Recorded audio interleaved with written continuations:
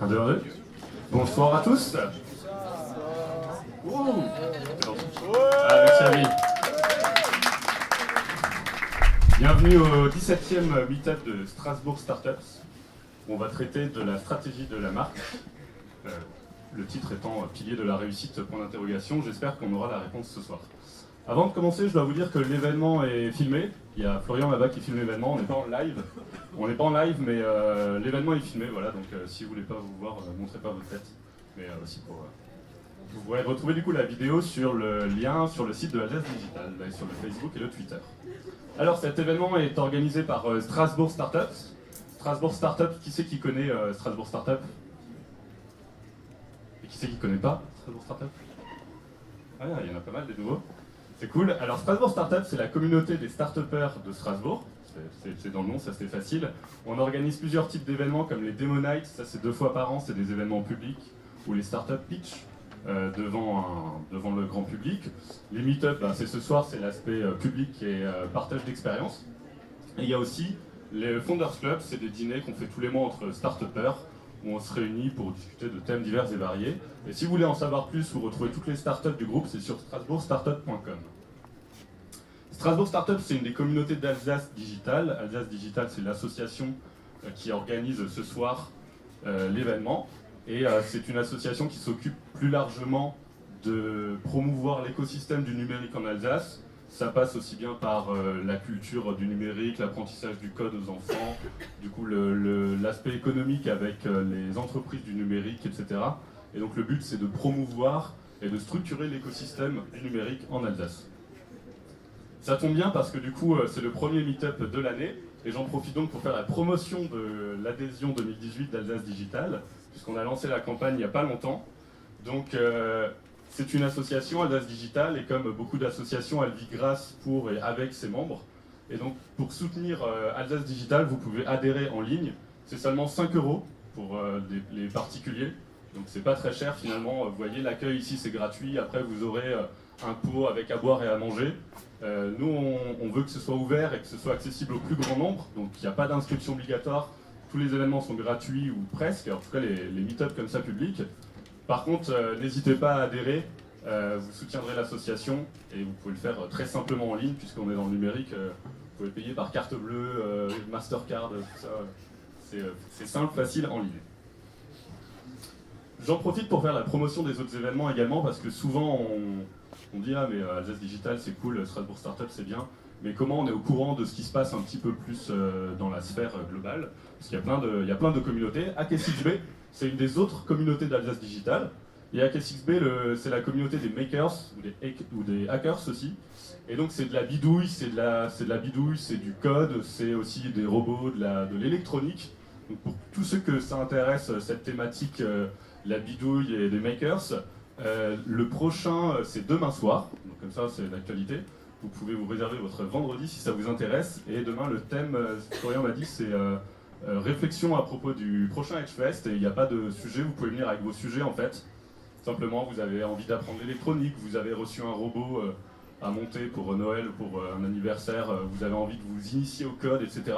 Et bien venez, vous aurez plein de gens ouverts, sympas à rencontrer qui pourront vous aider et avancer avec vous sur votre projet. C'est dans la joie, la bonne humeur, il y a à boire et à manger, donc voilà. Un autre événement, c'est le Coding Club et l'atelier découverte à la Maïf. Ça se passe cette fois la semaine prochaine, sur un après-midi. Alors la Maïf, c'est pas du tout de la promo, parce qu'en fait ils mettent juste à disposition le lieu, ils aident à organiser l'événement. Mais c'est vraiment super cool. J'y étais pour le coup un précédent. Et vous pouvez tester notamment des casques de réalité virtuelle pendant toute une après-midi. Pour ceux qui n'en ont jamais fait, c'est vraiment très intéressant, c'est gratuit, donc vous pouvez tester à foison tous les jeux. Vous avez un atelier impression 3D, vous avez de l'initiation justement au code et aux données personnelles sur le web. C'est vraiment un événement ouvert à tous qui est très sympa et qui est très ludique et où en fait vous pouvez simplement tester des choses, tester les dernières technologies, et ça se passe donc la semaine prochaine. Il y a aussi le Startup Weekend Mulhouse. Qui c'est qui a déjà fait un Startup Weekend ici? Ouh, donc il y en a encore plein qui n'ont pas fait de Startup Weekend, et si vous avez jamais fait, demandez au voisin qui a dit qu'il a déjà fait un Startup Weekend. Les Startup Weekends, ça vous permet de... Vous avez une idée, vous allez le pitcher le vendredi, et le dimanche soir, vous ressortez avec une entreprise, avec une boîte. Et vous avez rencontré plein de gens cool, vous avez appris plein de choses entre-temps. Et il y en a un tous les ans à Strasbourg, et il y en a un tous les ans à Mulhouse. Et donc le prochain, c'est celui de Mulhouse, et ça se passe dans un mois, pile. Et donc Mulhouse, c'est pas loin, vous pouvez y aller pour le week-end. Et donc vous avez tous les renseignements sur leur site, swmlh.eu, startupweekendmulhouse.eu. Et donc n'hésitez pas si vous avez envie, si vous avez toujours eu une idée et envie de créer une entreprise, si vous avez juste envie de travailler sur des projets sympas, de rencontrer des gens cool sur un week-end, venez au Startup Weekend de Mulhouse. Alors, on passe maintenant au sujet du jour, la stratégie de la marque. Et pour ça, du coup, je vous pose une question. Quel est le point commun entre un entrepreneur, une brioche et une balle de golf? Ouais, le premier rang, c'est le pitch. Le pitch. Alors pourquoi le pitch? Parce que justement, pour ceux qui ont suivi, il n'y a pas longtemps, c'est Pasquier, la brioche, au milieu, qui a du coup communiqué sur le fait qu'ils allaient continuer, parce qu'ils ont déjà commencé en fait à attaquer en justice des boîtes, des accélérateurs ou des programmes qui accompagnent, parce qu'en fait ils utilisent le mot pitch dans leur programme, dans leur marque, dans leur communication. Oui, parce que du coup on connaît le pitch à manger, mais en fait il y a aussi le pitch qui se parle, quoi. Le pitch des startups. En start-upper, on connaît plus le pitch qui se parle, le pitch qui se mange. Et j'ai rajouté en fait, et j'ai trouvé en plus qu'à la base, finalement, c'est dans le dictionnaire, pitch. Mais pas du tout pour ce qu'on croit, c'est un terme technique en golf, un pitch. Donc c'est bien un vrai problème, c'est qu'aujourd'hui, qu'est-ce qu'un pitch? Et bien selon qu'on en parle dans un meet-up de start-upper, selon qu'on en parle dans l'agroalimentaire ou dans le golf, ça ne voudra pas dire la même chose pour tous, et pourtant c'est une marque déposée. C'est ça qu'il faut retenir ce soir, et donc pitch, en effet, c'est une marque. Alors des marques, justement, il y en a pas mal. Ici, vous en connaissez quelques-unes. On va tester en haut à gauche. En bas à gauche. En bas à gauche.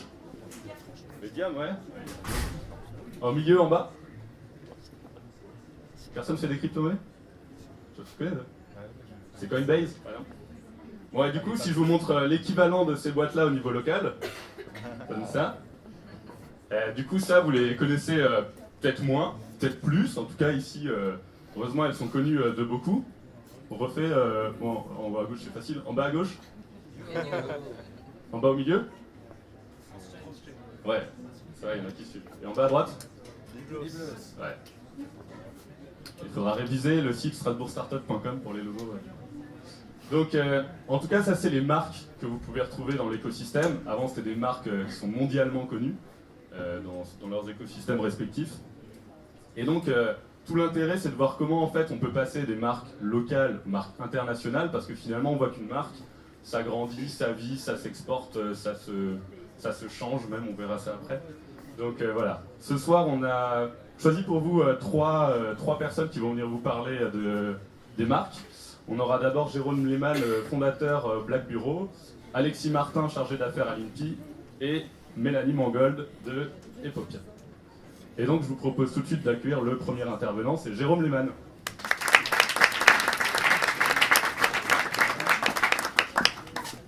Merci, bonsoir.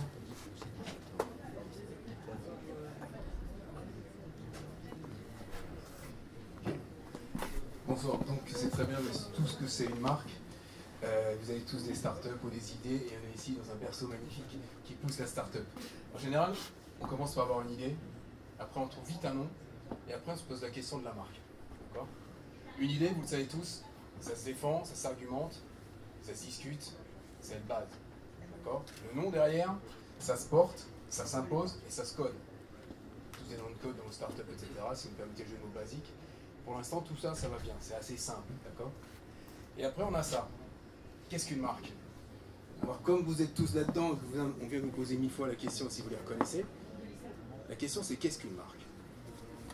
Si je demande à mes étudiants qui sont là devant moi, ils vont me répondre. Mais vous avez tous une définition. Google en a 14 millions de réponses à cette question. D'accord? 14 millions de réponses à qu'est-ce qu'une marque? Français. Discours de marque, 1,4 million. La difficulté quand vous avez une marque, c'est pas compliqué d'en créer une. Vous verrez après que c'est important de la déposer, et l'INPI est là pour ça, pour vous aider, etc. Mais ce qui est important, c'est ce qu'on rattache à la marque. Alors, qu'est-ce qu'une marque? Vous avez tous votre définition en tête. Je vous donnerai la mienne. Une marque, c'est un impact. Alors là, vous venez d'économiser 4 ans d'études, 10 ans d'apprendre Wikipédia par cœur et de recommencer tous les 6 mois. Mais gardez ça en tête, une marque, c'est un impact. D'accord? Exemple. Vous êtes 60. 60 personnes vont voir ce logo différemment. En dessous, il y a Just Do It, ça c'est la signature de la marque, mais globalement, Nike pour vous, c'est ça. C'est un truc dans votre tête. D'accord? Deliveroo, pareil. Ok? Ça aussi, ça peut être la merguez de l'entrée ou Paris, on est d'accord? Dans l'idée, ça reste une marque aussi, là, c'est comme ça. Vous voyez, c'est assez simple finalement. Puisque dès que je vous donne une marque, vous associez un impact dans votre tête. C'est ça une marque. Chanel, etc., c'est ça une marque. Disney, tout ce que vous voulez, c'est une marque. Et une grande marque, c'est quand tout le monde a le même impact. Nike, just do it. Dans la tête, vous savez que Nike, c'est un truc qui va vous pousser aux fesses pour aller plus loin. D'accord? Deliveroo, c'est assez simple, c'est marqué même dans le titre. Ça vous délivre et surtout, ça vous évite de bouger. C'est pas mal. Ça, par exemple, c'est une marque aussi. Ah oui, c'est simple. Tout le monde connaît. Winter is coming, c'est devenu une marque. Certains savent à quoi ça se rapporte, d'autres pas, etc. Mais globalement, c'est une base. La stratégie de la marque, c'est la partie la plus difficile. Parce qu'une fois que vous avez votre marque, etc., avant de devenir Nike, n'oubliez pas, il y a 30 ans. C'est beaucoup de temps. Il y a 8 saisons, je crois, ou 9 de Game of Thrones, je sais pas où on en est, j'en ai ras-le-bol, je suis perdu à chaque fois qu'il y en a un qui jaillit, un dragon. Mais dans l'idée, ça prend du temps. L'accélération qui plaît aux startups, c'est une accélération de conception. Mais impacter avec une marque prend du temps. Quel que soit votre nom, Deliveroo, je ne sais pas ce que ça voulait dire, aujourd'hui je sais ce qu'ils font. D'accord? Nike ne veut rien dire, le swoosh en dessous ne veut rien dire. Derrière ça, on sait juste ce qu'ils font. 30 ans, 40 ans, 50 ans. Le temps, c'est important quand vous créez une marque. Mais le temps ne fonctionne que si vous avez un discours qui tient la route. D'accord? Le discours de la marque, c'est la difficulté de la construction de tout ça. Alors maintenant que tout ça, on va essayer de vous donner un petit système. La principale difficulté, c'est de définir votre marque. Définir une marque, extrêmement compliqué. Dire ce que ça fait, sûrement. Vous connaissez tous Simon Sinek qui dit commencer par le why. Le why, c'est le pourquoi vous faites ça. Dans le discours de votre marque, ça doit être inhérent. Et quel que soit votre interlocuteur, il doit comprendre pourquoi vous faites ça. Parce que pour vendre votre idée, votre produit, vous allez avoir des interlocuteurs différents. Vos potes vont trouver ça génial. Dans votre bureau, dans un truc, n'importe où, à la digital, ils vont dire c'est canon, on a tous compris ce que tu fais. C'est sûr, ils sont à côté de vous. Mais l'investisseur lambda, la personne que vous allez recruter, l'utilisateur final, il faut qu'il ait un discours de marque pour se tenir. Un nom, un logo, ça ne suffira pas. 3 questions. Connaissez-vous vos clients? Vous allez me dire oui, sûrement, peut-être. Plus important, est-ce que vous connaissez vos prospects, vos cibles? Déjà, il y a moins de monde, d'accord? Et surtout, dans 5 ans, vous voyez comment. Alors, 5 ans, c'est pas anodin dans la construction de votre marque et dans la stratégie de marque. 5 ans, c'est la première question que pose Rocket Internet à une startup. Et dans 5 ans, vous êtes où? Votre business pendant 5 ans, c'est comment? C'est la base même. Si vous ne savez pas répondre à ça, ils vont vous dire on ne sait pas quoi faire de vous, puisque dans 5 ans, il faut que vous soyez quelque part. Donc tout de suite, votre business plan, il faut le penser en 5 ans. C'est beaucoup, c'est très peu, je ne sais pas, mais il faut avoir une réponse à ça. Et une clé de tout ça, la question de base pour tout ça, c'est aussi une connaissance de vos concurrents. L'art de la guerre est simple, soit proche des amis, soit très très proche des ennemis. Donc les concurrents, extrêmement importants. Si vous n'avez pas de concurrents, c'est une bonne chose ou pas? Commencez à flipper, ouais. Parce que si vous n'avez pas de concurrent, c'est votre truc, soit il n'a jamais existé, et là vous êtes un génie, soit il n'existera jamais, et vous êtes un idiot de continuer. Construire une pizzeria aujourd'hui, c'est pas innovant. Regardez Big Mama. Big Mama, c'est à Paris, pour l'instant, ils essaient de s'imposer dans la France entière. C'est pas des rois de la pizza, mais ils ont décidé de faire quelque chose d'extraordinaire, de faire de la pizza avec des bons produits, des bons machins. On ne sait pas pourquoi. Il y a la queue pour faire la queue, pour finalement avoir une table. À Paris, vous y allez, à 6h, vous faites la queue pour avoir une table le lendemain à 20h. Et la queue peut durer 2 heures. Ça s'appelle Big Mama, il n'y a rien d'extraordinaire. Et sorti un livre, ça cartonne. L'idée à la base, c'est de faire de la super pizza. Je sais pas, on est 60, pour 60 personnes, la pizza a un goût différent, ça cartonne. D'accord? Donc vos concurrents, c'est important, mais plus important que ça. Et je donne ça à mes clients souvent, c'est la base de toute réflexion, c'est ça. Voilà. Si vous ne savez pas quoi dire, fermez-la. D'accord? Demandez à Vauquier. Il a fermé, il a dit très fort qu'il fallait l'enregistrer. Et maintenant, il se plaint. Mais globalement, si vous n'avez pas la réponse, ne dites rien. Quand j'ai monté des startups, j'étais en face d'investisseurs qui, quand vous parlez, à chaque mot, ils interrogent une personne à côté d'eux qui met le mot sur Internet pour voir si ce que vous dites est vrai. Si vos impacts, votre connaissance de votre sujet est juste. Si vous ne savez pas, ne dites rien. Si vous ne savez pas, c'est de votre faute, c'est que vous n'êtes pas prêt. Et c'est votre discours de marque qui est mort. Vous ne pouvez pas penser que vous avez un discours avec des zones d'ombre, puisque des personnes comme moi vont taper dessus avant même que ça commence. Alors comme ce soir, c'est une grande soirée de gentillesse, on va dire, je vais vous donner une des clés de la stratégie. Je vais répondre à une seule question. Toutes les stratégies que vous allez monter peuvent répondre à cette même et unique question. C'est exactement comme pour moi, la marque est un impact, et pour vous, rapidement, vous allez voir que ça va vous aider à définir ce que c'est une marque. La question, c'est celle-ci. Que vendez-vous? Alors, en France, la vente, ça pue le VRP avec le pied dans la porte. D'accord? Sauf que dans le monde entier, la seule chose qui est intéressante, c'est qu'est-ce que vous vendez. Qui que vous soyez, quoi que vous fassiez, vous vendez quelque chose. Alors, si on prend l'exemple des pizzas, non, on va prendre un exemple plus simple. Un client qui vendait des outils coupants et des forêts à perceuse. Ils sont agnos, ils s'appellent Jones Industries. Voilà, ils vendaient ça. Et je lui dis, qu'est-ce que vous vendez? Il me dit, mais des outils coupants. Je dis, bah, comme tous les Chinois. Comme tous les mecs qui vous copient overseas, les gars, ils sont une dizaine ici en France, ils sont copiés dans le monde entier parce qu'ils ont un savoir-faire extraordinaire. La réponse dans ce que vous vendez n'est sûrement pas le produit que vous vendez. Ça ne suffira pas. Sinon, tout le monde vendra la même chose. La réponse à que vendez-vous, c'est exactement ce qui va créer la base de votre discours de marque. Si vous n'avez pas la réponse à que vendez-vous, vous ne pouvez pas savoir quelle est la limite gauche et la limite droite de votre marque. Vous ne pouvez pas savoir si vous êtes partenaire comme Red Bull des événements extraordinaires ou partenaire peut-être d'autres choses. Vous ne pouvez pas. Quand vous vendez quelque chose, vous devez connaître par cœur. Vous avez déjà vu un vendeur de voiture? Il fait semblant de connaître le moteur plus que vous, globalement il est assez vite bloqué. Vous avez déjà vu un bonimoteur dans les foires, le gars vous explique que tout d'un coup vous êtes la reine, le roi de la cuisine, avec un truc en plastique qui coupe les légumes comme jamais de votre vie, etc. Il ne vous vend pas l'idée de faire de la cuisine, il vous vend l'idée de vous faire applaudir à table, de gagner du temps, et surtout de faire un truc qui était barbant, d'un truc génial. C'est exactement Thermomix. Thermomix ne vend pas de la cuisine, il vend la facilité du truc et un espèce de communautarisme magnifique entre personnes qui ont été en mix, qui échangent tout le temps autour du. Comment c'est génial d'en avoir un. Que vendez-vous? Si vous n'avez pas cette réponse, vous n'avez pas de discours de marque. Aujourd'hui, pour ceux qui sont un peu dans le sport, commencent les CrossFit, Reebok CrossFit, on va dire les Open. D'accord, ça s'appelle comme ça. Dans le monde entier, en 10 ans, Reebok a imposé le CrossFit. À la base, ça n'existait pas. Et c'est un sport qui n'existait pas. En 10 ans, ils ont imposé ça. Parce que dès le début, ils vendent une seule chose. No ego. Il n'y a pas d'ego dans le CrossFit. Donc, dans le discours de Reebok CrossFit, no ego. Ils vendent pas d'ego dans le sport. Vous imaginez ce que ça veut dire pour tous les gens qui se posent la question oui ou non, s'ils peuvent ou non un jour faire du sport?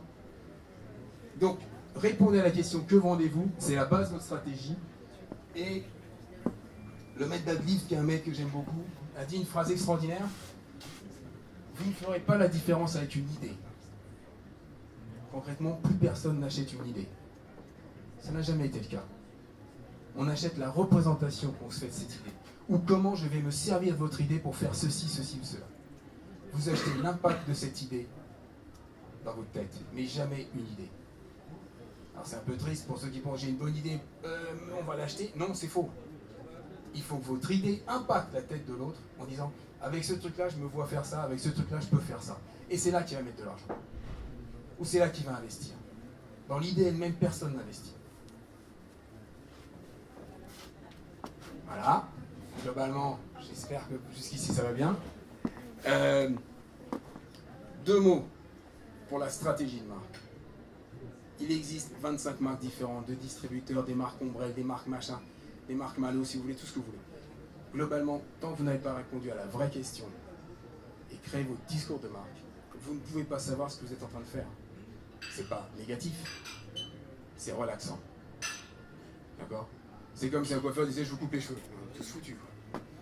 Il va vous poser 25 questions, vous dire plutôt long, court, c'était bien la dernière fois, etc., etc.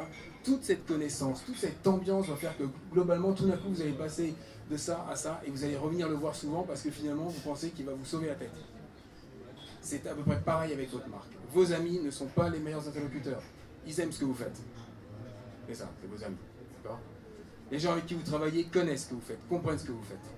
Allez voir vos cibles, dites-leur juste 2 mots, voyez s'ils comprennent. S'ils n'ont pas compris, votre discours de marque est planté.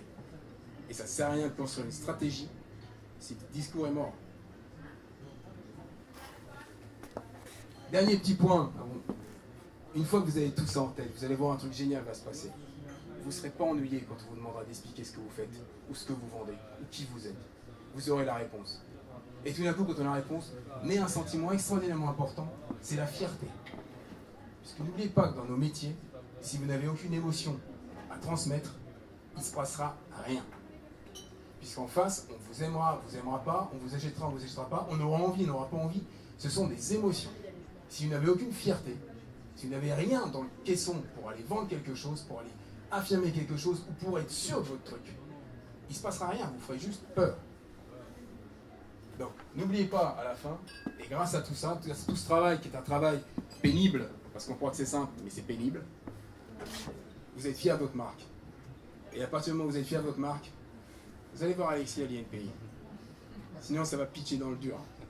Donc, c'est pour ça que je laisse la parole maintenant à Alexis. Je vous remercie beaucoup.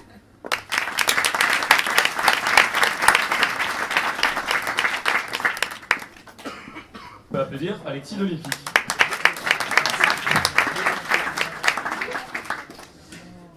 Bonsoir tout le monde, je m'appelle Alexis Martin et la raison pour laquelle je suis devant vous ce soir, c'est pour parler de propriété intellectuelle et plus particulièrement de la marque, vous l'aurez compris.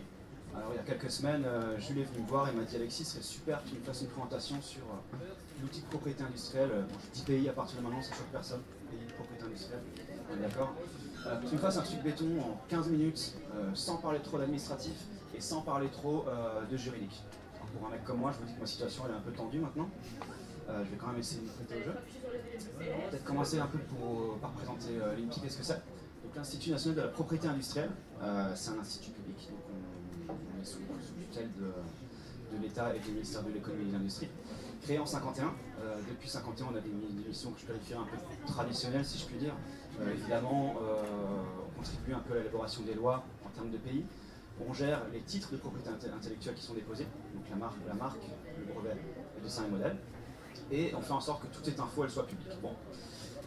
Notre siège est bien évidemment à Paris. Pour ma part, je travaille dans la délégation alsacienne qui se trouve à Schiltigheim, à Strasbourg, on va faire peur aux gens.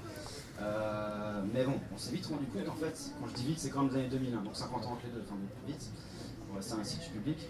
On s'est vite rendu compte qu'en fait, en France, on est très fort pour innover, on est très fort pour inventer des trucs, mais parfois on a une méconnaissance en fait des outils qui sont à notre disposition pour les protéger. Alors, on s'est dit que c'était un peu notre faute, et du coup on a un peu changé en 2014.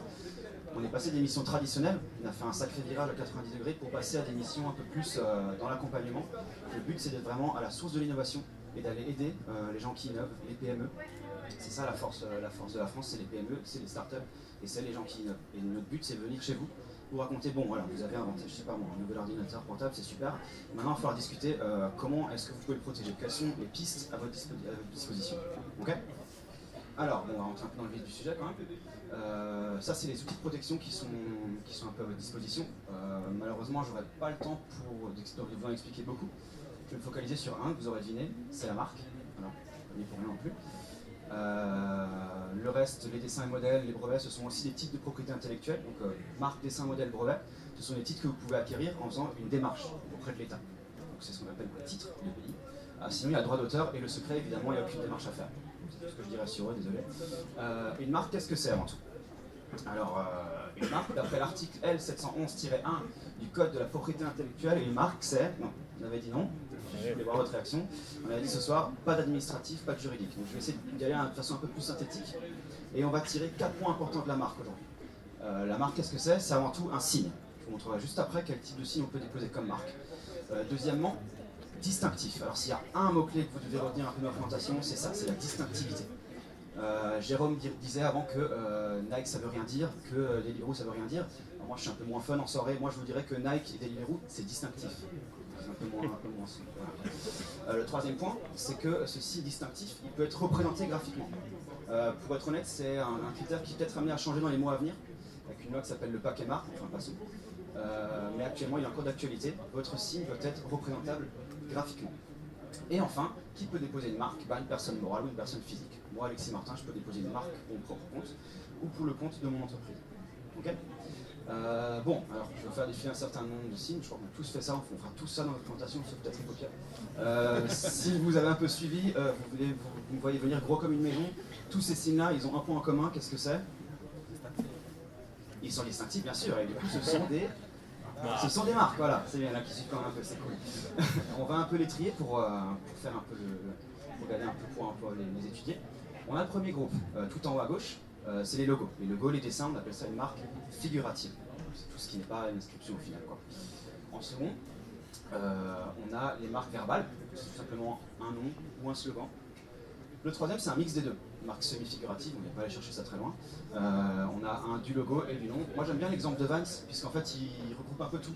Dans Vans, on a l'image un peu du skateboard, on a la marque Vans et on a le slogan of the world. Et le troisième groupe, que j'ai appelé un peu les marques inhabituelles. Alors sachez, souvent les gens ne savent pas tout ça, ce qui est normal, qu'on peut déposer comme marque une couleur ou un son. Par exemple, je vous ai mis post-it, puisque le magnifique jaune canari de post-it est déposé comme marque, sachez-le. Je pourrais aussi vous citer le rouge Louboutin et l'espèce de noir-brun de chez UPS. Tout ça, c'est déposé comme marque. Et ce que je vous ai mis à droite, en fait, c'est le sonogramme.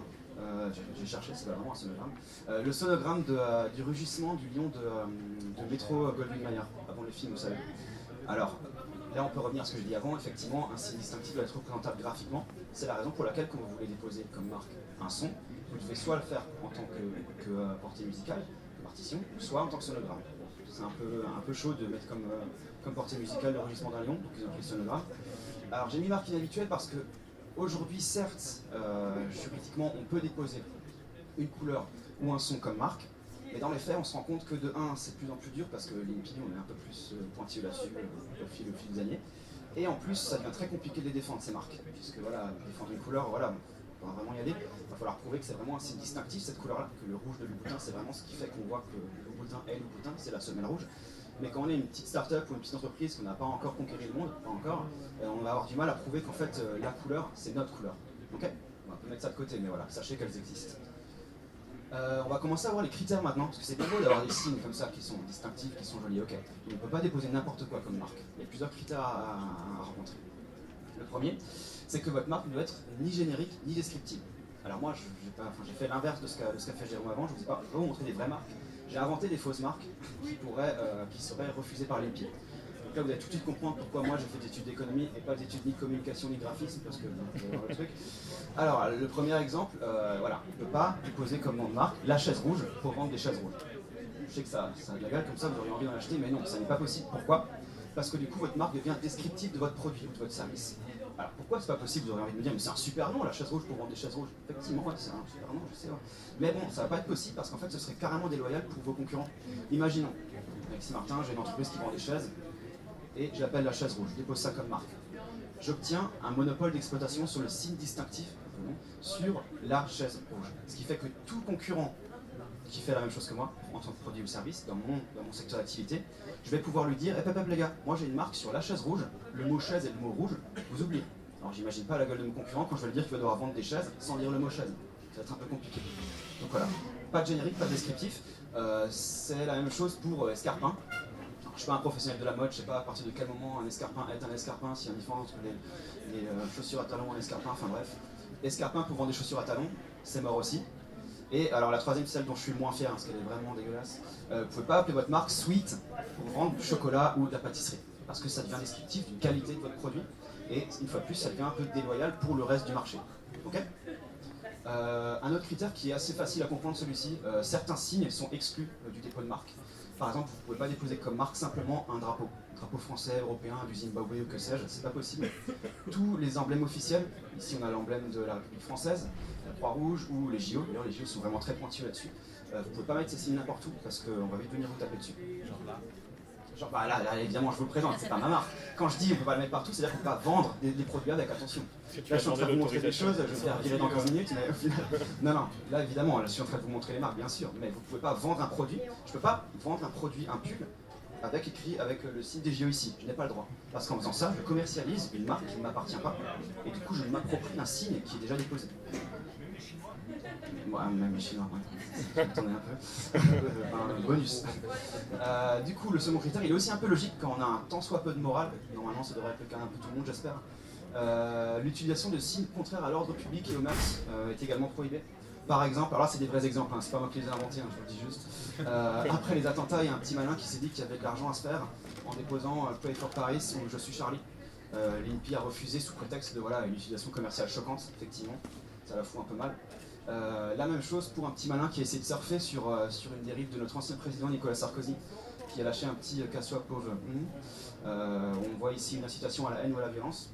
Donc voilà, tous les signes qui sont agressifs, haine, violence, racisme ou utilisation choquante commerciale, c'est mort également.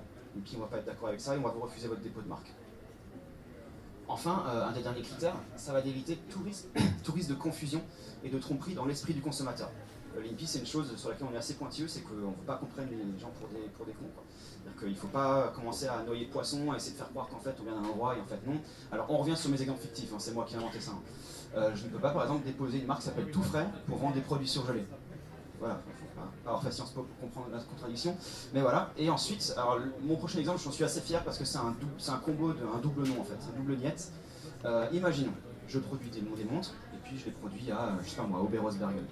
Je les raconte là-bas. Mais je me dis qu'en fait, Oberhausbergen Watches, ça sonne pas très bien, puis je vais un peu faire peur à tous les Français, ça va pas passer. Donc je me dis, je suis pas bête, en fait, je vais appeler ça Geneva's Watches, parce qu'en fait, c'est à Genève, voilà, Genève, la Suisse, l'horlogerie, c'est super, gage de qualité. En fait, alors c'est un double nom, parce que de 1, je noie le poisson et je fais croire que mes montres viennent d'un pays gage de qualité en termes d'horlogerie de Genève, c'est pas le cas, c'est un Oberhausbergen, ok. Et de 2, en plus, Geneva's Watches ou Oberhausbergen Watches, c'est descriptif, c'est F ce que j'ai dit avant, ok. Donc cette marque, pareil, c'est un double nom, c'est pas possible. Alors, on va faire un petit récap sur les critères qu'on a vus jusqu'ici. J'essaie d'aller vite parce que sinon, je vais faire mon avis. Les critères, du coup, on a vu quoi? On a vu la distinctivité. Pour que ma marque soit acceptée, il faut qu'elle soit distinctive. Il faut qu'elle soit non exclue du dépôt de marque. On oublie voilà, tous les drapeaux, etc. Il faut qu'elle respecte l'ordre public, parce que là, c'est quand même relativement simple à faire, évidemment. Et il faut qu'elle soit non trompeuse. Ça, c'est les 4 critères que l'INPI vérifie quand vous déposez une marque. On s'en charge. Donc, si vous faites là, ne vous inquiétez pas, ça ne passera pas et puis on sera derrière. Néanmoins, il reste un critère qui est très très important, voire le plus important, c'est la disponibilité. Avant d'aller déposer une marque, il va falloir vérifier si personne n'a déposé avant vous. Et ce critère-là, c'est à vous de le vérifier. Nous, l'INPI, on ne vérifie pas. C'est-à-dire que maintenant, on pourrait faire une petite cagnotte et puis demain, on a un délire. On dépose Facebook comme marque. L'INPI va regarder Facebook. Bon, c'est distinctif, ça peut avoir des signes exclus. Ça respecte l'ordre public et c'est pas trompeur. Bon bah, si vous voulez, allez-y. On va dire ok. Mais je peux vous dire qu'au bout de quelques semaines, on va vite avoir un appel des avocats de Mark Zuckerberg qui vont nous faire les gars, ça a un souci, hein, ça va pas trop quoi. Ça va pas le faire. Mais l'INPI en soi ne va pas bloquer votre dépôt de marque sous prétexte qu'elle n'est pas disponible. On va pas vérifier ça. Comment on va vérifier qu'une marque est disponible? C'est très simple.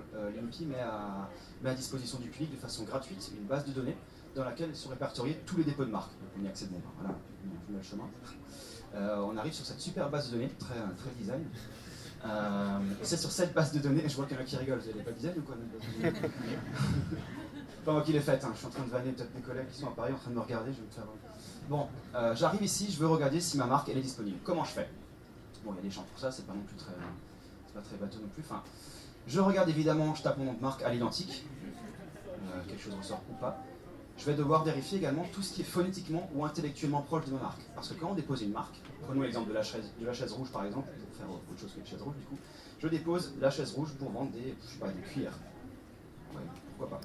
Des cuillères. Je vais être protégé sur évidemment toutes les appellations la chaise rouge, mais aussi par exemple la chaise bleue, la chaise pas rouge, tout ce qui ressemble d'une façon phonétique ou intellectuellement à la chaise rouge, je vais être protégé contre ça. La chaise rouge avec un SHS par exemple, je suis aussi protégé. Donc quand je fais ma recherche de disponibilité de marque, ici, il va falloir que je vérifie tout ce qui est vraiment proche phonétiquement ou intellectuellement. Donc on se pose pendant 2-3 heures, et puis on fait des recherches un peu bêtes, on met un S ici, on met 2 N, on met 2 T, on fait les traductions, on fait tout ça pour vérifier si c'est disponible. Alors on va prendre un peu un use case d'une marque qu'on connaît tous et qu'on aime très bien. Hein. Je prépare un peu la transition, vous me voyez venir, avec la marque Epopia. Donc ça c'est la marque déposée d'Epopia. Ce qu'on appelle une notice en fait, c'est ce que l'INPI va publier publiquement donc sur la base de données. Dès qu'une marque est déposée, on a ce genre d'informations-là. Elle est bourrée d'informations super stratégiques et super intéressantes. Là, il commence à avoir peur. Rémi, vous là. Parce que oui, alors, les infos qui sont là, c'est pas des dossiers que je balance, hein, c'est vraiment public. Hein. Les adresses, ça, c'est déjà sur le net, c'est pas moi qui suis. Alors, première chose, tout en haut en rose, on a la portée de la marque. On a en face de nous une marque qui est française. Donc il y a un effet sur le territoire français. En second, si vous m'avez bien écouté, vous avez déjà vu, évidemment, sans que je le dise, que c'est une marque verbale, puisqu'il n'y a pas de logo, il n'y a pas de dessin. On a juste écrit Epopia en toutes lettres. Ensuite, il y a un nouveau truc dont je ne vous ai pas encore parlé, c'est la classification de Nice comme la ville. Quoi. La classification, en fait, c'est ce qui va vous servir à décider dans quel secteur votre marque a un effet. C'est-à-dire que quand vous déposez une marque, il n'existe pas de marque transversale sur tout, sauf cas vraiment spécifique, on peut en parler après si vous voulez. Mais voilà, il n'existe pas de marque qui a un effet sur tout. Quand vous déposez une marque, on vous demande, ok, ben, choisissez sur quel produit et service. Et ces produits et services, évidemment, on n'allait pas faire le petit malin et faire, bah, je choisis tout, et puis c'est fait. Non, déjà, ça coûte de l'argent. Et de deux, quand on dépose une marque, on s'engage à l'exploiter pour les produits et services sur lesquels on la dépose. Donc là, Epopia a choisi la classe 9, 16, 28, 41 pour déposer sa marque, et elle est valable sur ses produits et services. Demain, si je dépose Epopia, écrit pareil, mais pour vendre des cuillères, Rémi ne pourra rien me dire. On en voudra peut-être un peu, mais légalement, il ne pourra rien me dire. Il ne pourra pas s'opposer. On va reprendre un exemple. Je vais vous montrer deux marques que normalement presque tout le monde connaît. C'est Montblanc et Montblanc. C'est un peu Dupont et Dupont. J'ai à ma gauche du coup Montblanc crème dessert dans l'alimentaire. Et à ma droite Montblanc marque de luxe qui font des stylos, ils font des montres aussi, enfin ils font plein de trucs de luxe quoi. Je vous avoue que je suis plus consommateur de celle de gauche, celle de droite malheureusement pour des questions de budget. Mais voilà, on a le même nom qui s'écrit pareil. Et là vous devriez me dire, bah, attendez, pas possible au final, il y a une crise de confusion, il est clairement là. Mais en fait non, parce que ce sont des marques qui ont un effet sur des marchés totalement différents. Imaginez-vous en fait, c'est comme s'il y avait un supermarché, bon un supermarché un peu bizarre. On a un rayon où à gauche on a des crèmes dessert Montblanc et à droite juste à côté on a des montres de luxe Montblanc. Normalement, l'INPI est parti du principe qu'un consommateur lambda qui ne connaît pas les deux marques, il va quand même se dire bon, c'est deux marques différentes quand même. Les crèmes dessert et puis des montres de luxe, peu de chance que la diversité se fasse à ce point-là. Voilà. Mais si maintenant demain Montblanc crème dessert décide de faire une opération de com, je sais pas moi, pour 4 crèmes dessert acheter une montre offerte, et ils commencent à vendre des montres en plastique, des petits goodies, quelle que soit la qualité, et ben Montblanc, la marque de luxe, va pouvoir dire hey, les gars, ça va pas être possible, parce qu'en sortant une montre, même de mauvaise qualité, vous allez mettre de la confusion dans l'esprit de nos consommateurs. Parce que là, on refait le deal, on a un supermarché, à gauche j'ai des montres en plastique rose tout pourri, Montblanc, et à droite j'ai des montres de luxe Montblanc. On pourrait très bien se dire, bon bah voilà, Montblanc, marque de luxe, commence à faire du low cost, bon bah voilà, ils ont choisi. Mais c'est un peu plus, ce serait un peu plus raisonnable de se dire ça plutôt qu'avant évidemment. Okay, et c'est là justement qu'entre l'enjeu les fameuses classes, la classification de Nice, puisque ces deux marques peuvent cohabiter alors qu'elles ont le même nom et elles sont pareilles mais elles sont un peu différentes parce qu'elles sont sur des classes complètement différentes. Okay, ça c'est la raison pour laquelle on peut avoir des marques qui se ressemblent vraiment, voire qui sont pareilles comme ici, mais qui pourtant peuvent coexister. Alors pour terminer sur la notice de Epopia, pas fini, une autre info intéressante c'est le déposant, en bas en jaune. Donc là on voit que la marque Epopia est déposée par Créalettre SAS. Si maintenant moi j'ai un problème avec cette marque, je veux la contester ou je veux m'enseigner dessus, je sais qui l'a déposée. Si demain Rémi vend la marque à Walt Disney ou que sais-je, je balance pas de dossier, hein, c'est pas prévu je crois. Ok. Si demain il la vend, ce sera écrit ici aussi. Peut-être pas dans la journée, il faut laisser un peu le temps quand même, mais ce sera renseigné ici. Toute session de marque, pareil, est renseignée. L'objectif, c'est quand on arrive là-dessus, on sache qu'est-ce que fait la personne avec sa marque, ça c'est les classifications, et de deux, à qui appartient la marque. Okay, je sais pas combien de temps je suis, peut-être un peu presque à la fin. Ok, presque à la fin, oh, je vais me dépêcher. L'encart vert, du coup, je vais le faire très vite. Ce qui est très important dans l'encart vert, c'est ce qu'il y a ici. C'est la date de dépôt. Ici, on est face à une marque qui a été déposée le 11 juillet 2016.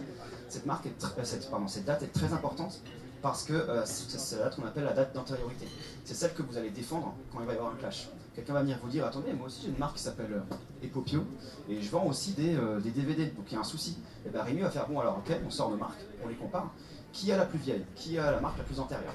Si la mienne, je l'ai déposée le 12 juillet 2016, ben c'est ballot, mais il a une marque antérieure à la mienne, il peut m'exclure du marché des DVD avec sa marque, puisque Epopia et Popio, phonétiquement proches, vous m'avez suivi. Ok. Voilà. À côté de ça, ça c'était du côté voir si ma marque est disponible. En parallèle à ça, et j'insiste bien sur le en parallèle, il y a d'autres recherches qui sont à faire aussi avant de déposer une marque. Parce qu'évidemment, il n'y a pas que les marques dans la vie, Olympique qui vous dit ça, hein. Mais il y a aussi d'autres choses, il va falloir vérifier les usages antérieurs qui sont faits avec votre nom de marque.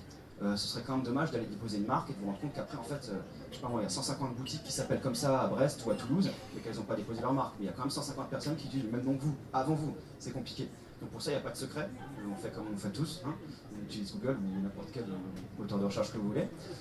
Également, je le dis pour le dire vraiment, mais je sais que j'ai des startups en face de moi, normalement vous y pensez limite avant de penser à la marque, vous pensez à ça avant, je pense. Vérifiez également que les noms de domaine sont disponibles. Ce serait quand même dommage d'aller déposer une marque pour vous rendre compte que le .fr, .com, .net, .io, que sais-je, sont tous blindés.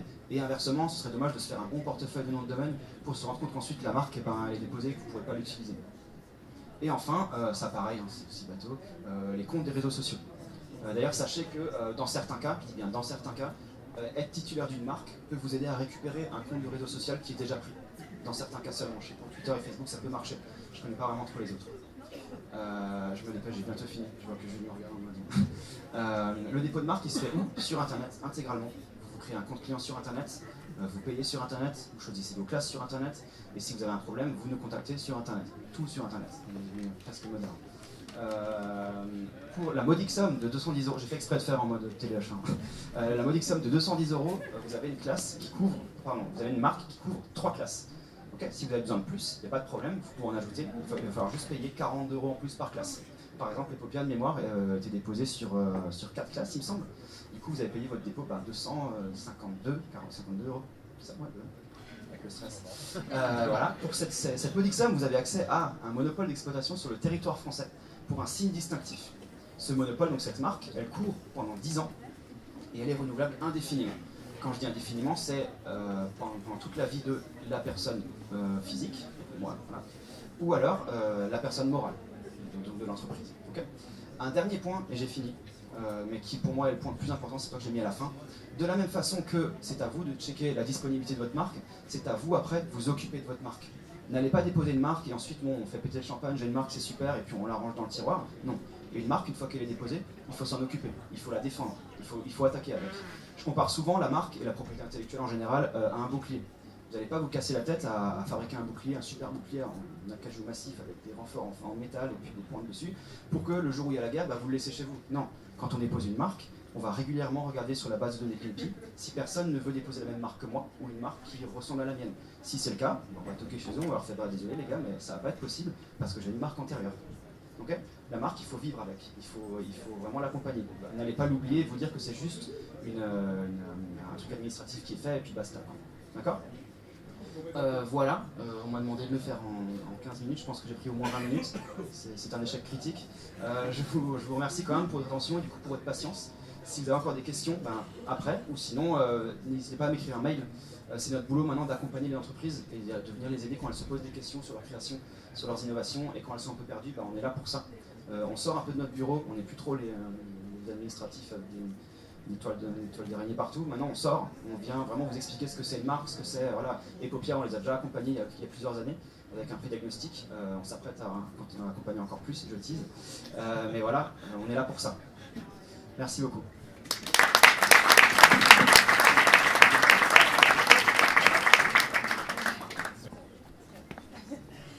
Bonsoir à tous, merci d'être aussi nombreux ce soir. Merci à la team Epopia de venir me soutenir dans ce premier exercice pour moi, d'être devant vous. Donc si je suis un peu stressée, c'est normal.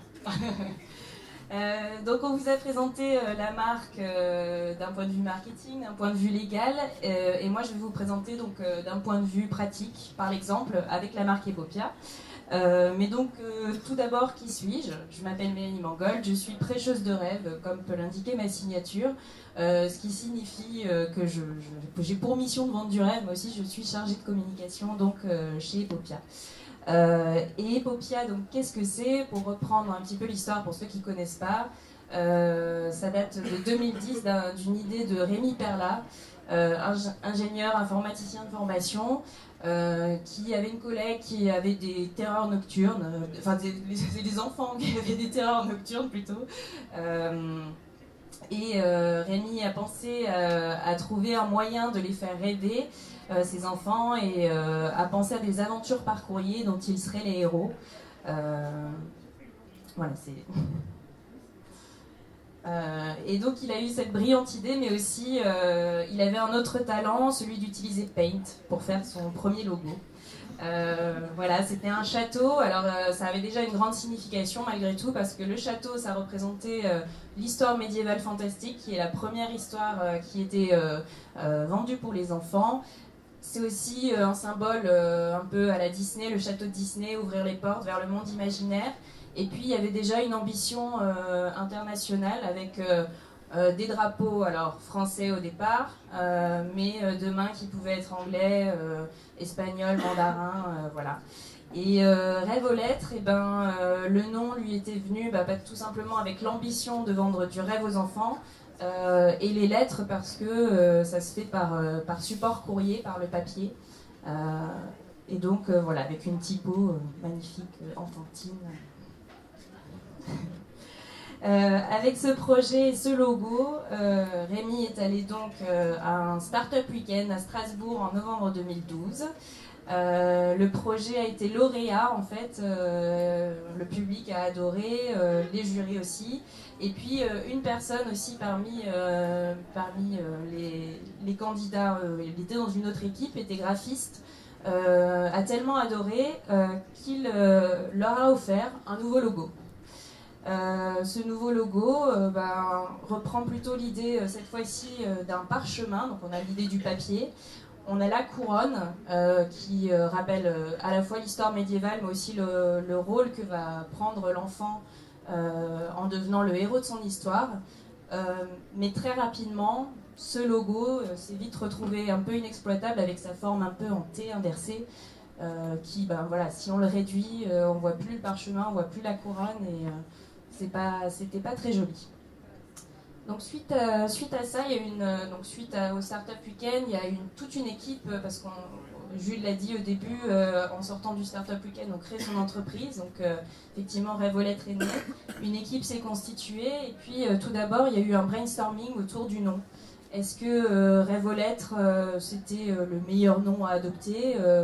On va tout poser sur la table, on va essayer de chercher un petit peu qu'est-ce qu'on a envie de véhiculer comme valeur. Et donc voilà, tout le monde a réfléchi, et finalement tout le monde a reconvergé malgré tout vers cette marque. Donc c'est qu'a priori c'était la bonne. Et il y a un graphiste dans l'équipe, ils ont réfléchi au logo. Rêve aux lettres, alors le nom, il y avait déjà le mot rêve dedans, mais ce qu'on voulait signifier aussi, c'était le côté éducatif, l'aspect de faire lire et écrire les enfants. Donc on a un timbre, on a des lignes d'écriture pour l'apprentissage de la lecture et de l'écriture. On a Rêve aux lettres écrit en attaché, et on a la couleur bleue, Waterman, un petit peu des stylos plumes. Mais pareil, rapidement le logo a montré ses limites, parce que si vous voyez les contours, le crénelage du timbre, c'est blanc. Alors sur fond blanc, ça marche pas. Si on réduit, on ne voit plus ce qui est écrit. Puis il avait un côté assez rigide finalement, avec ses lignes, ce rectangle. Voilà. Et donc un nouveau graphiste a rejoint l'équipe quelques mois plus tard, et a dit moi je veux bien bosser pour vous, mais faut quand même refaire ce logo qui ne ressemble à rien. Et c'est ainsi qu'est né le 4e logo d'Epopia. On est à peu près 1 an après le Startup Weekend. Le produit n'est toujours pas commercialisé, mais ça y est, on a enfin un beau logo. Il porte les mêmes valeurs. On a toujours l'idée du timbre, le bleu Waterman, Rêve aux lettres, mais on n'a plus ces lignes, ce côté rigide. On a quelque chose de beaucoup plus dynamique. Du coup, autour de ça, on construit un petit peu notre univers graphique avec notre site, qui est dans les mêmes couleurs que le logo, le bleu Waterman, qui s'adresse aux parents. On voit des parents qui sont présents avec des témoignages, une vidéo. On a quelques éléments significatifs qui nous disent que c'est pour les enfants, des petits dessins à l'arrière-plan. Et puis on a aussi une baseline. Offrez à votre enfant l'expérience unique d'une histoire à lire, à écrire, à toucher et à vivre. Je pense que là, on ne savait pas trop encore ce qu'on voulait raconter, mais en tout cas, on s'est dit, voilà, on peut le caser peut-être dans une phrase, ça passera bien. C'était sûrement un peu trop. La commercialisation a été lancée, les premiers clients sont arrivés, il n'y en avait pas énormément, la croissance n'était pas du tout là, et on a eu en fait l'opportunité par un concours de gagner l'accompagnement d'une grande agence de communication du nom d'Havas. Donc c'est quand même une des plus grosses agences de communication en France qui voulait nous accompagner du coup vers ce changement de logo, d'univers graphique, et qui donc nous a fait plusieurs propositions. Forcément, Havas, on leur fait confiance, c'est quand même un gros acteur, ils ont une certaine crédibilité, donc forcément c'est mieux que ce que nous on a fait avant. Donc on part avec un logo un peu plus institutionnel, avec toujours l'idée du voyage, du rêve, de l'écriture. C'est un avion en papier là-haut qu'on voit pas très bien qui s'envole. Donc effectivement, nous, en tant que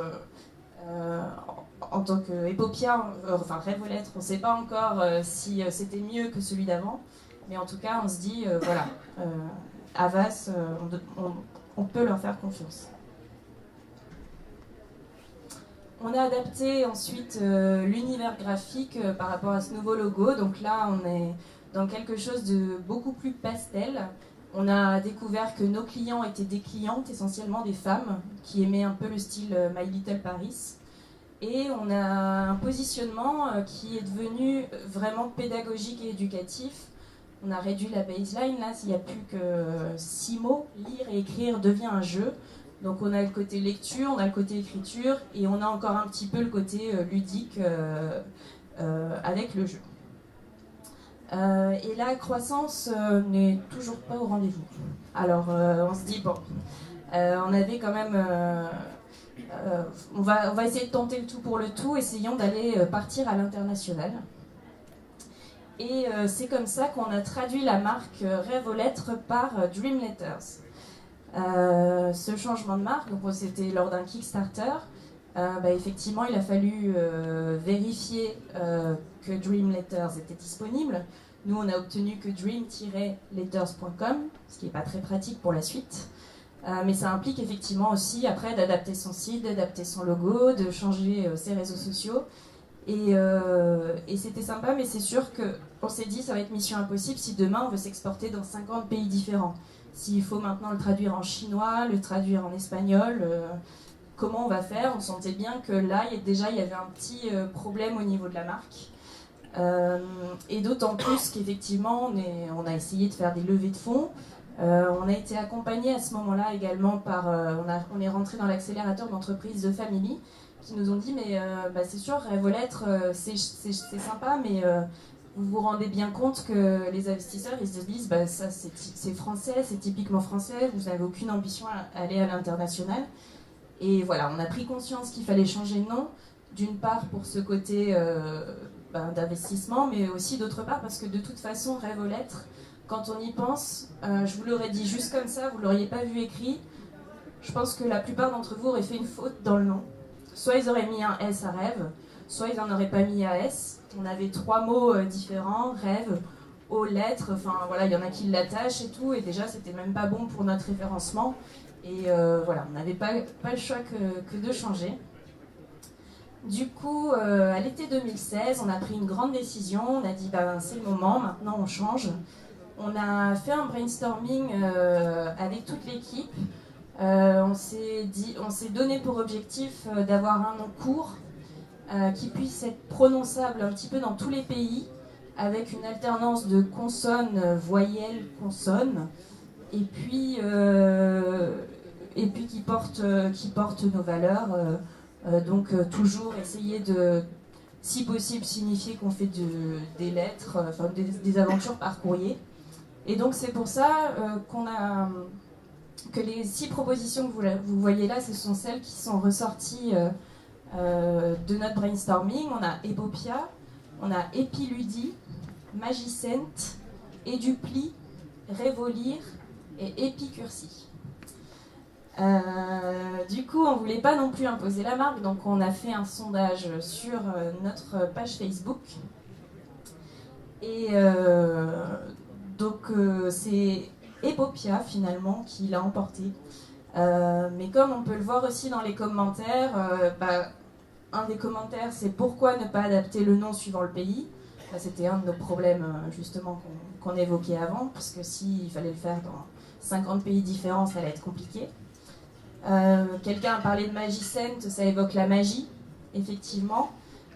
Et Rêve aux lettres, c'est très joli. Oui, on sait bien que c'était très joli, mais effectivement, il fallait qu'on change. Donc on a bien compris que Rêve aux lettres était dans tous les esprits, et c'est pour ça que du coup, on a aussi adapté notre logo en gardant tout d'abord le sous-titre Rêve aux lettres.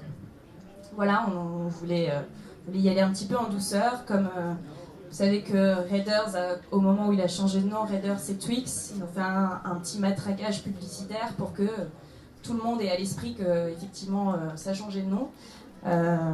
Mais forcément, ils avaient déjà énormément de clients, donc il fallait bien que le message passe.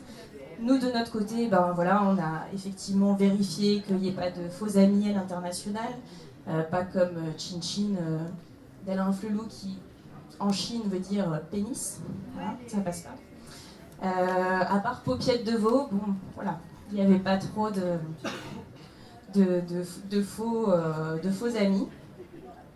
Après on a enlevé la baseline. Et The Family, qui a continué de nous accompagner, nous a dit c'est génial, votre nouveau nom, il est super, c'est vraiment cool. Par contre, votre univers graphique, la manière dont vous vendez Epopia, c'est un petit peu caca, ça correspond pas à ce que vous êtes. Vous vendez du rêve pour les enfants, des enfants qui sont un peu dans cet univers Disney, ils regardent Disney, et la manière dont vous en parlez, vous, c'est uniquement pour les parents, vous les amenez pas du tout dans ce rêve et dans cet univers enfantin, et donc votre créativité est pas assez mise en avant. Donc on a décidé de faire table rase de ce 5e, 6e logo, 7e, je sais plus, et de recommencer. On a donc réfléchi à ce qu'on voulait vraiment signifier. Donc on n'a plus le mot rêve dans notre nouveau nom, mais on veut toujours vendre du rêve aux enfants. C'est notre objectif premier. Et du coup, c'est aussi c'est un produit qui est pour des enfants et fait par des enfants. Quand ils répondent à leur courrier, c'est eux qui écrivent. Et donc, on a écrit de manière manuscrite Epopia à l'encre de Chine. On a cherché ensuite un symbole qui pouvait être utilisé seul. Donc, on a essayé des couronnes, une étoile, une baguette magique. On a essayé beaucoup de choses différentes. Et là encore, on s'est tourné vers la communauté en se disant on va leur demander leur avis à eux aussi parmi quelques propositions. On a choisi les 3 qui nous semblaient les plus pertinentes, et puis aussi on a mis l'ancien logo en nous disant que la première fois ils nous avaient fait quand même pas mal de remarques sur le fait qu'on n'ait pas proposé Rêve aux lettres parmi les propositions. On s'est dit ce sera peut-être quelque chose cette fois-ci qui passera mieux, et un petit peu naïvement, nous, on pensait aussi que de toute façon, tous les autres surclassaient celui qu'on avait avant, au niveau graphique. Et en fait, quand vous voyez les résultats des sondages, on a 375 votes pour le premier logo et 373 pour l'ancien. Donc finalement, les gens sont toujours très attachés à l'ancien. Et au moment où les votes ont dépassé de 2 likes supplémentaires, on l'a clos. ça nous arrangeait bien de faire comme ça. Et il y avait aussi un commentaire sur la publication qui nous a dit mais en plus vous avez quand même proposé une étoile jaune, le symbole de la Seconde Guerre mondiale. Je crois que de toute façon pour une pile elle serait pas passée celui-là. Ça va? Et donc aujourd'hui on en est là, on en est sur ce logo Epopia avec 7 couronnes qui est un petit peu arrondi mais pas trop, un peu pointu mais pas trop, qui fait pas trop doigt d'honneur si on arrondissait trop, qui a du coloriage un petit peu dépassé comme l'aurait fait un enfant, et on adapte tout doucement également l'univers graphique de notre site pour revenir un petit peu à l'ADN de départ, qui est voilà, se repositionner. On a des enfants, ils sont dans le monde réel. Nous, ce qu'on a envie, c'est de les amener dans le monde imaginaire par le biais du courrier, des lettres. Et donc derrière, on a un mur qui explose. C'est une invitation à rentrer dans cet univers avec des personnages qui leur sourient. Et voilà, on veut montrer aujourd'hui qu'on sait faire rêver les enfants. Et donc, on évolue comme ça. Et voilà, moi je vais conclure en vous disant que une start-up, c'est une structure qui va faire beaucoup de pivots. Dans 6 mois, vous ne serez certainement pas là où vous en êtes aujourd'hui. Vous savez potentiellement pas encore où est votre marché, qui sont vos clients. L'identité de marque, en tout cas, c'est un cheminement, et les expériences que vous allez rencontrer vont vous faire apprendre en chemin. Vous pourrez potentiellement avoir des problèmes et donc devoir les résoudre. Et puis, faites-le vous-même. C'est-à-dire que vous pouvez faire appel à des pros pour votre logo, pour votre site. Mais par exemple, nous, avec Havas, ce qu'on en a un petit peu retenu, c'est que certes, c'était une grosse agence, mais derrière, finalement, qui est-ce qu'on avait? Nous, on était tout petits, c'était peut-être des stagiaires, finalement, qui nous ont fait le logo. Ça nous a un petit peu égaré de notre ADN, finalement, initial. Et finalement, le logo avec le timbre était peut-être pas si mal et plus proche de qui on était, de ce qu'on... Voilà, donc je vous remercie, et si vous voulez plus de détails sur le blog, il y a des articles qui concernent notre changement de nom et notre changement de logo.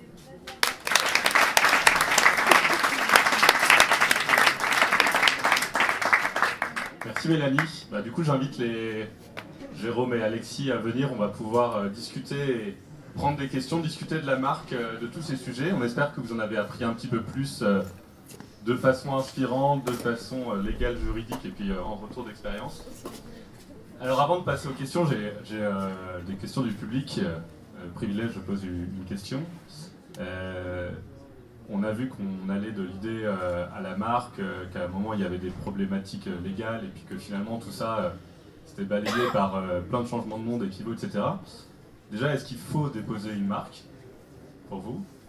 Est-ce que c'est obligatoire? Parce qu'on a vu qu'on pouvait le faire, mais est-ce que c'est obligatoire? Et quand est-ce qu'on doit le faire? À quel moment? Parce qu'il y a des potentiels start-upers, futurs entrepreneurs dans la salle. Ils disent, mais moi j'ai une idée, j'ai une marque, quand est-ce que je le fais? J'ai pas 200 € forcément à mettre au début, donc est-ce que je dois le faire et quand je dois le faire?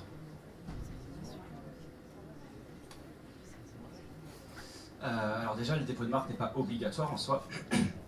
Moi, j'aurais envie de dire que la marque est obligatoire à déposer à partir du moment où on veut construire quelque chose autour. N'allez pas déposer une marque juste parce que vous avez une idée de nom et que ça a l'air cool, mais qu'on ne sait pas si on va le garder, mais il faudrait quand même le déposer, sinon on va se le faire piquer. Non. Comme je reprends toujours l'exemple du bouclier, quoi. On ne construit pas un bouclier si on sait qu'on ne va pas l'emmener à la guerre après. On le construit quand on veut, quand on sait se battre avec, quand on sait le manier, on le construit de la bonne façon, pas trop petit, pas trop grand, le bon poids, etc. La propriété intellectuelle, c'est pareil. Je ne suis pas là pour vous dire allez déposer 150 marques et 40 brevets et puis vous allez finir comme Facebook. Non.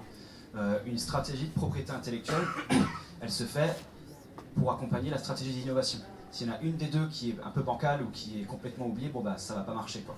Donc déjà non, ne déposez pas une marque comme ça.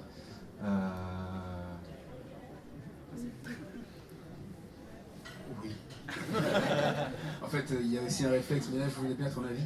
Il y a un réflexe aussi quand on a une bonne idée et un nom. On peut aussi aller chez Gandhi, des trucs comme ça, pour déposer un .com, un .eu, un .fr, etc. Toi, tu penses quoi de ça? C'est un bon réflexe ou c'est un réflexe pas suffisant ou dangereux, ou etc. Alors je pense que c'est un bon réflexe, oui non. Alors je connais pas les coûts exactement de rédaction chose, c'est voilà, 13 € par an. Bon, c'est des coûts qui, voilà, on n'est pas sur du 210 € certes. Ça peut être un bon réflexe dans le sens où si on a vraiment l'impression que notre idée elle est béton. Mais moi je dis tout le temps, l'idée c'est 1% du voyage. Et ça se protège pas l'idée. Une idée, un concept ne se protège pas. Ce qui se protège, c'est la réalisation de cette idée-là. C'est le voyage qui est après, quoi. C'est l'image de marque qui est avec, c'est Le logo, c'est la machine qu'on va créer, c'est toutes ces choses-là qu'on va pouvoir protéger. Mais juste une idée, bon, si on a vraiment une bonne intuition, pourquoi pas aller prendre le .com, le .net, le .fr, ok. Mais je déconseillerais quand même d'aller déposer une marque dès qu'on a une idée, puisque comme je vous le disais, à partir du moment où on dépose une marque, on s'engage à l'exploiter. C'est-à-dire que quand vous déposez une marque, vous avez 5 ans pour l'exploiter. Si au bout de 6 ans, il y a un tiers qui fait « Excusez-moi, moi votre marque elle vous gêne parce que je veux vendre la même chose dans les mêmes produits. Est-ce que vous utilisez votre marque et que vous n'êtes pas capable de montrer une preuve d'exploitation de votre marque elle est déchue. Sinon, imaginez bien, enfin, on déposerait toutes des centaines de marques et on attendrait juste que, qui est, je sais pas, Chanel ou Dior qui essaye de trouver le même nom, on fait « Ah, pas de soucis, je vous la vends, 3000 €. Enfin, voilà. C'est pas possible. On appelle ça du trademark squatting et en France, ça n'est pas possible. D'ailleurs, en fait, partout, ce n'est pas possible. Parce qu'à partir du moment où vous déposez une marque, vous vous engagez à l'utiliser légalement. Sinon, elle ne sert à rien. Comme dit, sinon, ça revient juste à donner 210 € à l'INPI. C'est très gentil, mais enfin voilà, c'est pas super pratique, quoi. Qui a une question du coup? Alors je suis désolé, il n'y a qu'un micro, mais il faudra parler fort. Ouais. Juste, alors ça rebondit sur ta question, c'est une question à Mélanie. Du coup, quand tu as fait le sondage Facebook, vous aviez déposé les 4 noms avant de faire le sondage ou Non. Je répète, est-ce que vous aviez déposé les 4 noms au sondage Facebook? Vous n'aviez pas peur du coup que quelqu'un suive et se dise bah ouais, Popia finalement c'est un super nom.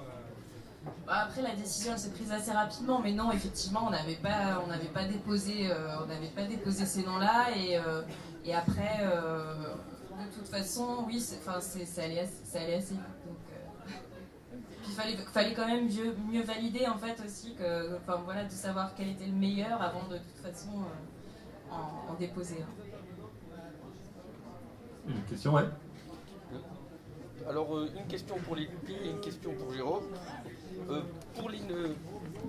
Pour l'INPI, l'expression « casse-toi pauvre », elle ne peut pas être déposée. Par contre, j'ai lu, mais je n'ai pas été vérifié, que le phobie administrative, l'ancien ministre Express, l'a déposé à l'INPI. Donc, comment a-t-il pu? Et pour Jérôme, à propos de l'impact de la marque, je pense à des marques de pétroliers, Total, je ne sais pas s'ils ont phosphoré, et franchement, quand ils ont Total et le pétrole, et leur ancienne marque, leur concurrent Elf, qui est Essence Lubrifiant de France, je ne sais pas s'ils ont phosphoré autour de ça pour que c'est un impact, qu'on fasse le lien avec le pétrole. Alors, premièrement, pour la marque phobie administrative, effectivement, on pourrait se dire, bon, bah, c'est contraire aux mœurs ou au niveau du public, ok.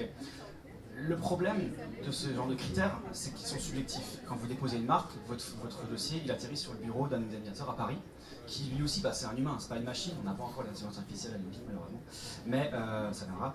Mais c'est un humain qui règle ça, enfin qui va gérer tout ça. Donc si selon lui ça passe, il va vous dire ok ça passe. Ce qui ne veut pas dire pour autant que voilà, vous avez une marque, c'est super, vous pouvez faire ce que vous voulez avec.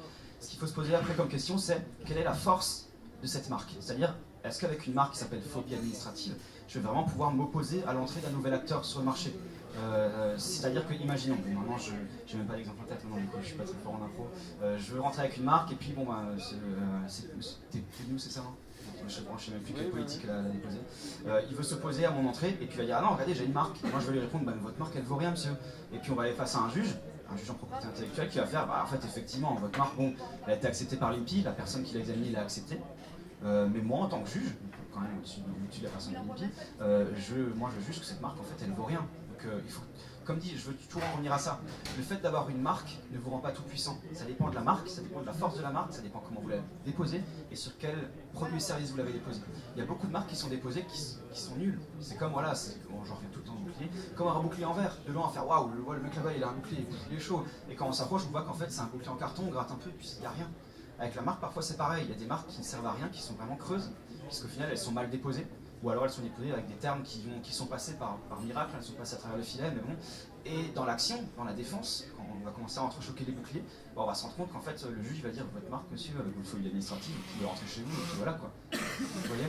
Mais je peux comprendre que quand on se dit ça, attendez, je vous dis, Alexis Martin s'est foutu de nous, il nous dit ça, et puis à côté on a d'autres marques qui sont comme ça. Enfin, j'ai eu des startups qui sont venus, qui m'ont dit c'est dégueulasse, nous on nous dit non, et puis j'ai mon concurrent qui a un truc qui ressemble vachement, lui il a été accepté. Je leur dis pareil, je leur dis ok, les mecs en face ils ont une marque, super.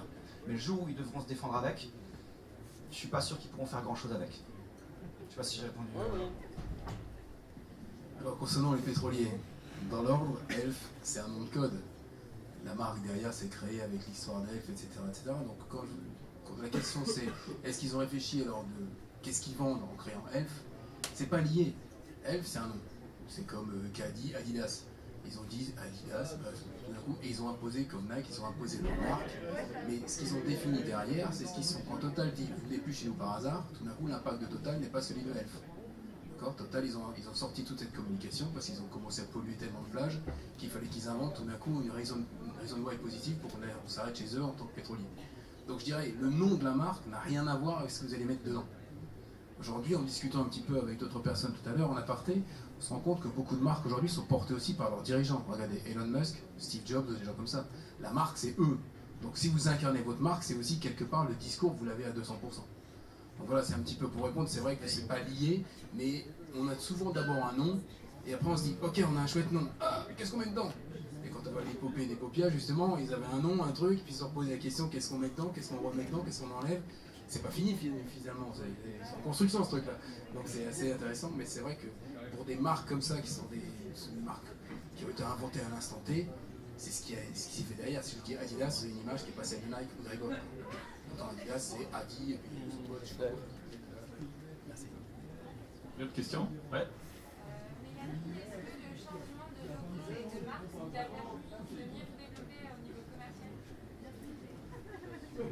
Alors oui, bon, on a connu en fait la croissance après avoir, après cette non, il y a Rémi qui fronce les sourcils. Oups, j'ai dit une bêtise.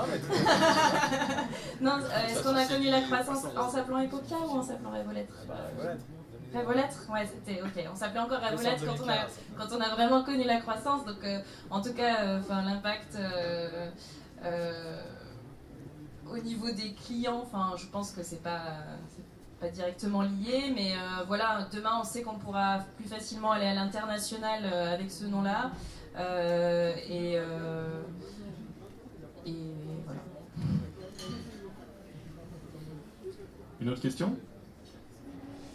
Alors pour Epopia, quel est le budget que le dirigeant a prévu? Parce que déposer une marque, c'est bien, la défendre, ça coûte beaucoup d'argent.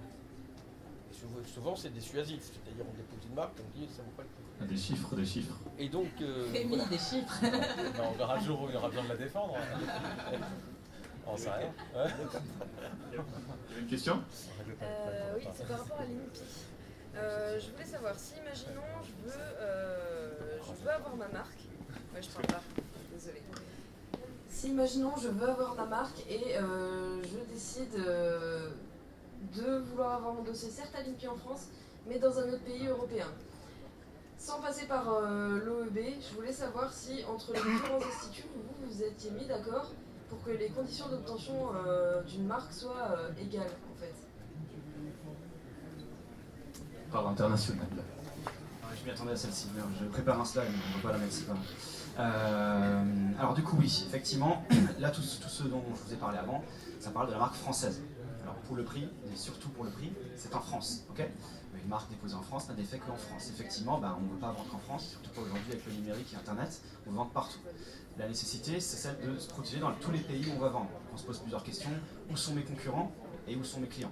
En gros, où est-ce qu'il faut que je me protège? Du coup, alors vous avez cité l'OEB. L'OEB, attention, c'est l'Office européen des brevets, donc qui ne que des brevets. Sinon, on a l'EUIPO, qui est à Alicante, en Espagne. Alors là, je vais me mettre tout seul dedans, puisque je suis plus capable de vous dire c'est l'EUIPO dans l'acronyme, mais bref. C'est l'Office européen pour la marque communautaire, en fait. Donc vous avez différentes pistes.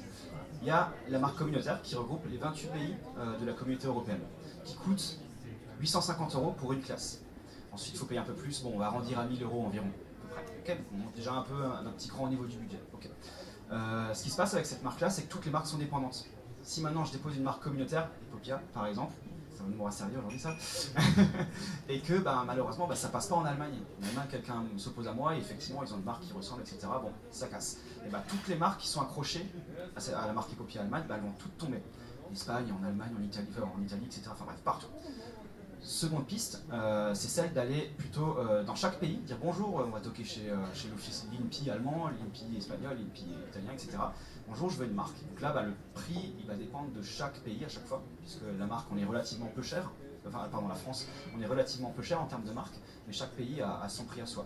Et du coup, votre question au niveau de l'harmonisation, effectivement, oui, l'INPI, depuis des années maintenant, on participe aussi à l'harmonisation du droit, puisque l'objectif, c'est qu'il n'y ait pas 15 000 lois différentes, parce que sinon, on n'y comprend plus rien. Et puis voilà, on a une certaine chance en France, c'est que la majorité des droits de propriété intellectuelle, je dis majorité, pas tous, hein, mais il y en a beaucoup qui sont calés sur le droit français, en termes de droit d'auteur, en termes de droit des marques, et du coup, tous les critères que je vous ai donnés là sont quasiment les mêmes dans quasiment tous les pays.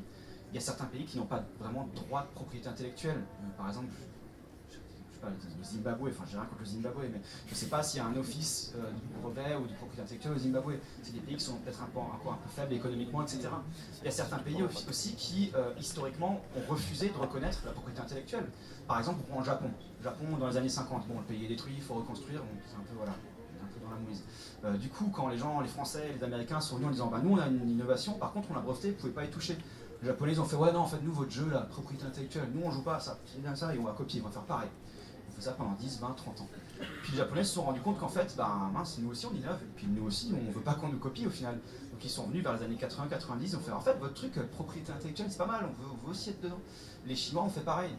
Les Chinois dans les années 90, même 2000, ont copié beaucoup. Maintenant, ce qui se passe, tous les procès de propriété, la majorité des procès de propriété intellectuelle en Chine, ce sont des Chinois entre eux. Ça, nous, on ne sait pas trop parce qu'évidemment, on voit des Chinois qui copient, on se dit ah c'est dégueulasse. Mais maintenant, la copie, les Chinois, on a aussi peur parce que les Chinois aussi commencent à se rendre compte qu'eux aussi ils innovent autrement qu'en nous copiant. Donc eux aussi adhèrent de plus en plus, et on a de plus en plus de pays qui vont adhérer au système de propriété intellectuelle.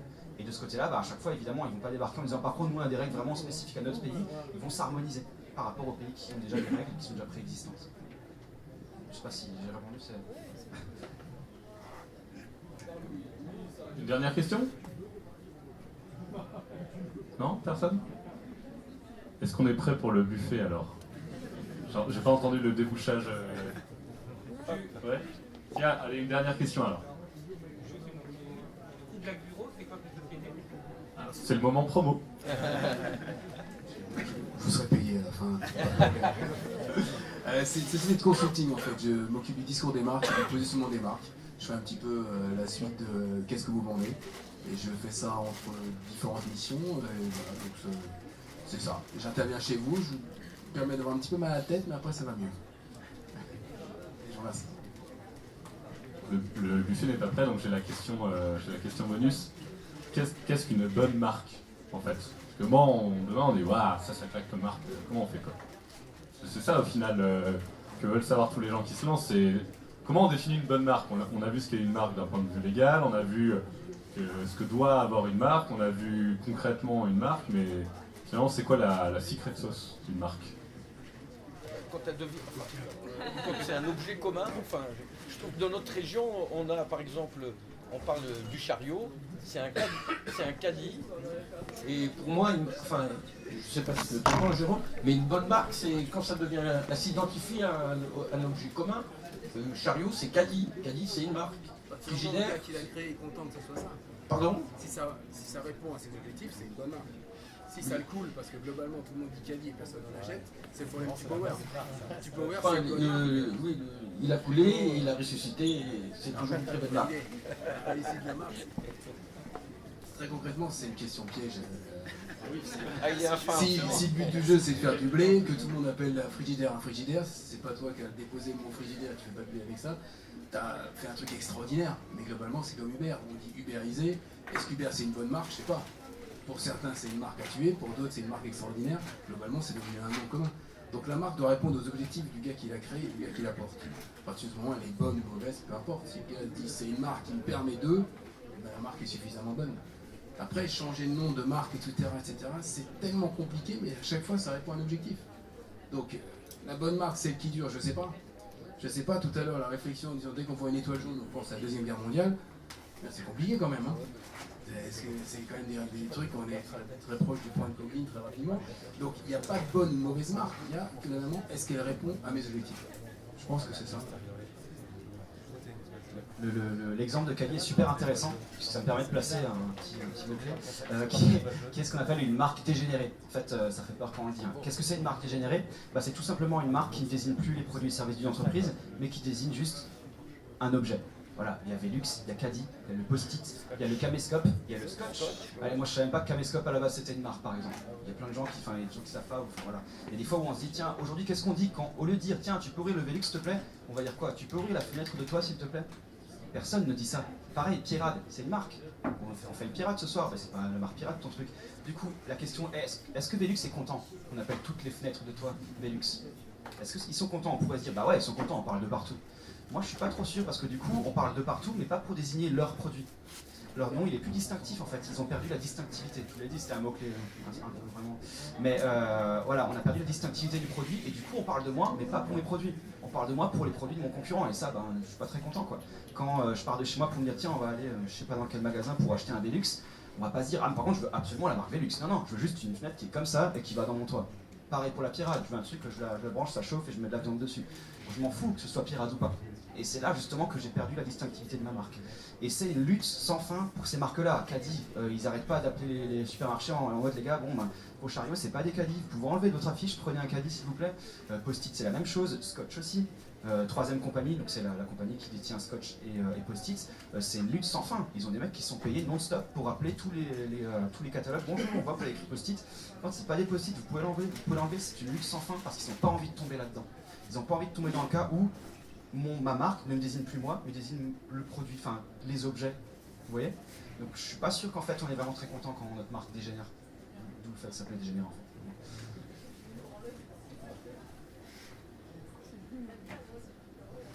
On le fait. Il y a encore une question ou pas? On va encore prendre une question. Allez, il y a encore la dernière question. J'avais une question pour l'INPI, demande un interrogant droit sur la propriété intellectuelle.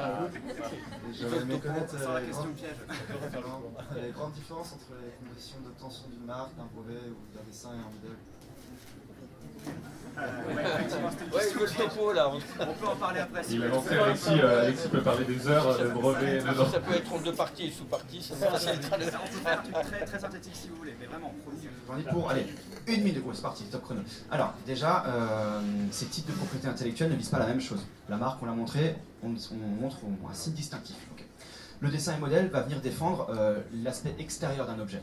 J'ai inventé un téléphone portable ou un ordinateur portable, je veux défendre le design extérieur. Vraiment, j'insiste sur le extérieur. La carte mère, je m'en fous, c'est vraiment l'extérieur. Et le brevet vient protéger une solution technique à un problème technique. Le mot technique, il est vraiment voilà, c'est technique. On vient vraiment déposer un brevet sur une technologie. Par exemple, on peut pas ou vraiment très difficilement déposer un brevet sur un logiciel parce que c'est pas du hardware, c'est pas technique. Ça se discute un peu puisque certains c'est possible, mais en fait non, mais en fait oui. Enfin bon, et en général non. Donc j'ai pas du tout répondu à la question, je le sais, mais ça va pas être placé parce que c'est un brevet, un dessin modèle. Le droit d'auteur à côté, c'est pas un type de propriété industrielle puisqu'un droit d'auteur se crée à partir du moment où vous créez ce qu'on appelle une œuvre de l'esprit en juridique. Bon, ça fait un peu, mais en fait, à partir du moment où vous créez quelque chose d'artistique, je sais pas moi, une peinture, une sculpture, un roman. Un droit d'auteur se crée automatiquement, sans aucune démarche à faire. La seule chose que vous devez faire, c'est pouvoir prouver que c'est vous qui l'avez écrit ou qui l'avez inventé. La conclusion est toute finie et toute trouvée puisque du coup on finit sur ce merveilleux pitch de l'INPI. Et donc je vous invite à passer au buffet, je vous remercie. N'hésitez pas à vous inscrire à la newsletter Alsace Digital et à adhérer si vous avez apprécié. Merci.